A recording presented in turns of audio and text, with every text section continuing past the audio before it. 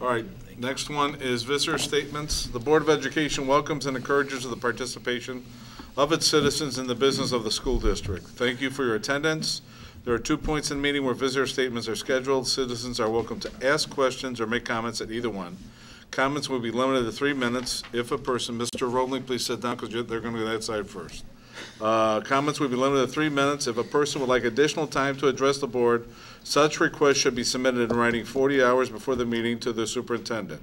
For more details, please refer to Board Policy 2:230, public participation at Board of Education meetings and petitions to the board. So we're going to start with this side first.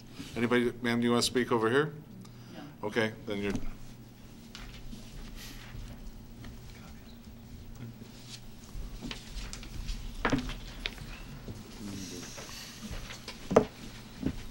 Do we have enough copies?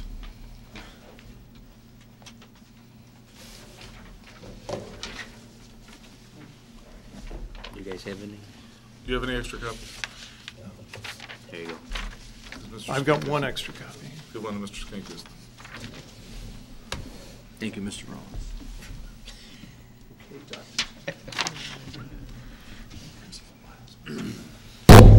Thank you, Matt.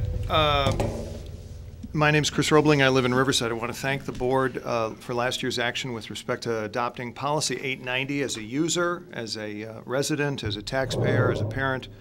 I think we've seen dramatic increases in the reporting and the disclosure from 2 of the 3 groups, but I am here tonight to ask the board to consider in item number 12 on your agenda, items for future meetings, a resolution specifying checks, check registers, and related items as financial documents for disclosure.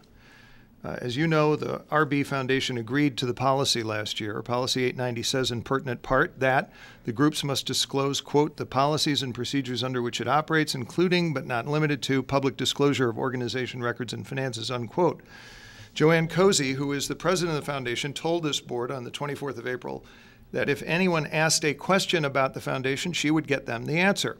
She said this to you and to the community at a public meeting on TV upon pledging acceptance of a new board disclosure policy.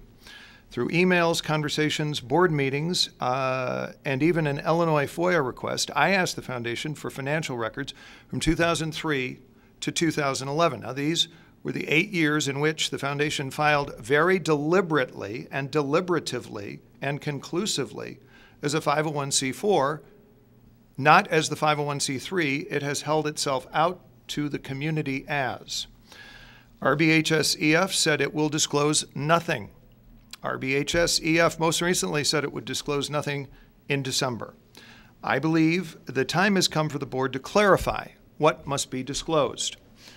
No resident should face such unnecessary barriers to confidence in a foundation that was formed with taxpayer money for good purposes by your predecessors and supported in innumerable ways by this district since. I would ask you simply to clarify that the term public disclosure of organization records and finances includes disclosure of check registers, bank statements, and related items. Without these items, it is impossible to determine how the foundation acted in the 8 years it misrepresented itself, either to the Internal Revenue Service in the United States government and the Attorney General's Office of the State of Illinois, or to this community. Thank you. Anybody else want to speak on this side?